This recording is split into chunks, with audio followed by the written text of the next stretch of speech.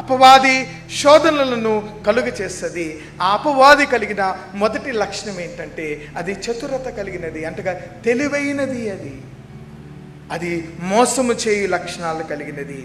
2 కొరింథీయులకు రాసినటువంటి పత్రిక 11వ అధ్యాయము 3వ వచనములు అంటారు కదా, సర్పము తన కుయుక్తి చేత హవ్వను మోసపరిచినట్లు మీ మనసులను చెరుపబడి క్రీస్తు ఎడలనున్న సరళత నుండి పవిత్రత నుండి ఎట్లయిననో తొలగిపోవునేమో అని ఏం చేస్తున్నది, భయపడుచున్నానని జ్ఞాపకం చేస్తున్నాడు.